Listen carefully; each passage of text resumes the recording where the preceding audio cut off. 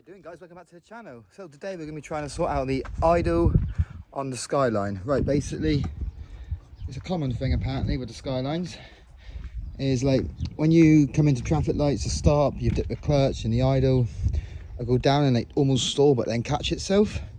And yeah, just now and again it does that. And what else does it do? Yeah, it just sometimes it'll just run dodgy, and I'll move like the main harness here, and the idle will pick back up again. But apparently it's the idle air control valve which is the main culprit. It can be other things, but the main thing apparently, what I just googled and watched a few videos online, was this thing down here, the idle air control valve. So I'm going to take this off, give that a clean, check all the vacuum lines what I can get to, and hopefully that sorts it out. But it's annoying and I want to sort it out, so that's the plan today. I'm also going to take like most of the harness off and have a quick check of that, like all the cables and stuff, because that could be like a broken wire or something that's not connecting properly. So yeah, we're going to do that. Obviously we've got the new coil packs on with a new harness, which I thought that's what it was, but I also need new coil packs anyway, so but that didn't sort it. So yeah, let's get this valve off and give it a clean. Okay, got the little beauty off. As you can see, if you can focus, I mean, it's not filthy. Why don't you focus, stupid thing? There we go. Yeah, it's not too bad. I've seen the one online I've seen was a lot worse. But yeah, I'll give it a clean, just with some brake cleaner, carb cleaner, whatever we got in the shed. And we stick some gaskets here on in there, see if it sorts it. But we've got half the harness outlet, so I'm going to tidy that harness up, because it doesn't run how the stock one runs anymore, because we've got the aftermarket intake pan, haven't we? And it's just a bit lumpy, hard to get around, so I'm going to take all the Loom off and just tidy it all up, check for brakes like I said. But yeah, let's clean this control valve. Yeah, you can take this thing off as well. It's just two screws, two of these little tiny screws. It takes off this little solenoid thing, which I'll give a clean. You can get to that bit, which looks a bit minging. Yeah. Okay, cleaned up as best I can. Basically just sprayed a load of WD-40 and carb cleaner and stuff down there. Let it all run through. Took this off obviously. There's a little seal in there, by the way, a little oil ring, so don't lose that. But yeah, I reckon that should do it. Let's stick it back on and hopefully no more idle issues. Yeah, before I stuck it on, I just went over the gasket, just cleaned it all up with a bit of sandpaper and a gasket scraper, just because there's a load of silicone on there from the gasket sealant I used before. So yeah, wang some more gasket sealant on that. Not sure if you need it or not. I mean, I'm assuming these come with paper gaskets, but I ain't got one of them. So last time when I did it, I just put a bit of silicone around the gasket sealant. So I'll do the same again. Right, it's back in. Need to plug in that clip, obviously. There's two plugs on it, a brown one and a purple one. But yeah, I'm gonna start cleaning the harness up now. Okay, problem.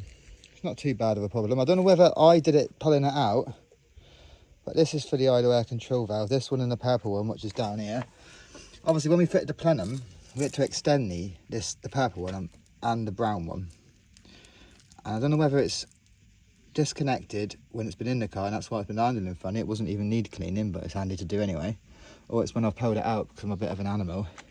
But we got the harness mostly out. Obviously, I'm not going to disconnect it from the ECU and pull it all through the firewall and all that. I'm just going to do a wire refurbishment from here. Obviously, reconnect this and then put it all back in again. But yeah, we got it out. It is a mesh,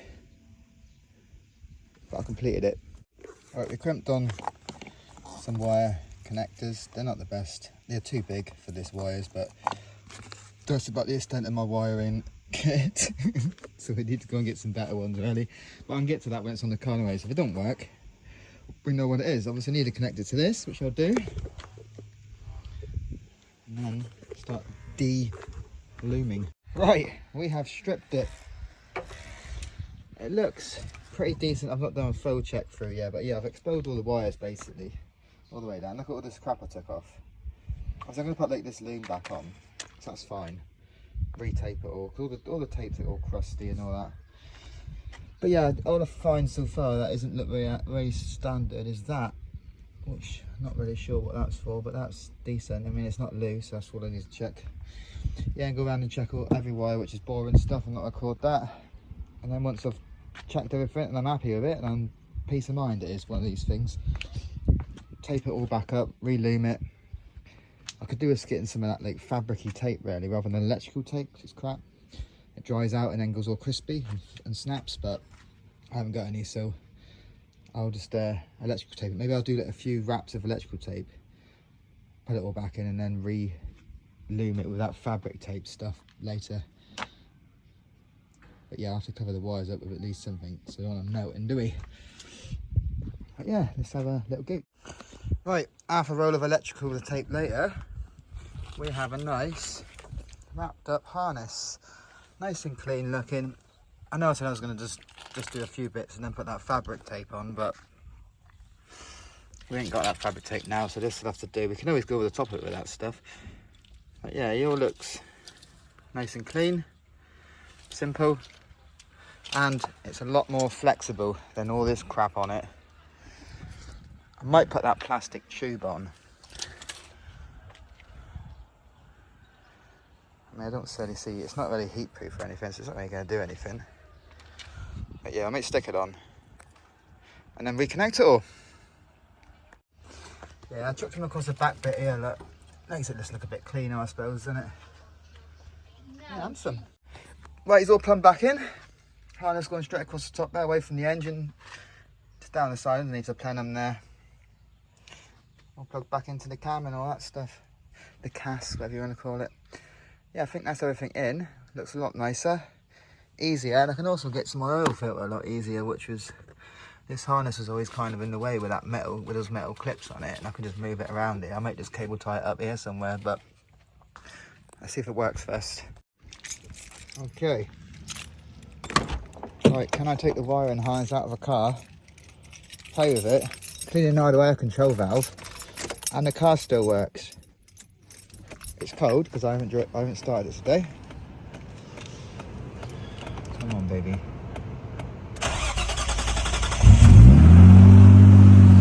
Well, the idle's really high. Maybe it'll settle. I can adjust this valve. There's a screw down there on the idle air control valve you can adjust. But the car never started like that before with a dirty idle air control valve, so it's done something. It's gone down to just above 1. Hopefully it'll self-level because it's not a stock ECU. I don't know how you do it. Everyone I watched who did this, they had a stock ECU and they adjusted the idle air control valve with a screw. But I think my ECU is a link. May do it himself. I mean, the idle's not too high, but maybe alright. I'll leave it running for a bit, let it warm up and see what the idle does. It was a bit high because I left the brake master vacuum line off. Put that back on. It's gone down a bit again. I knew I'd missed something when I'm putting it back together. Still just above 1. But let it warm up. Right, it's warming up, but I ain't waiting all day.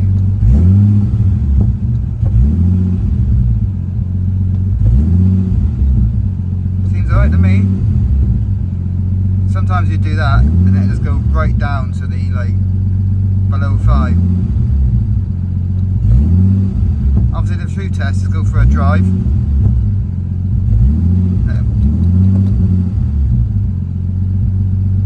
I'm happy with that. Success. Yeah, I'm going to wrap it up. I think that'll do for this one. Let me know what you're thinking in the comment section down below.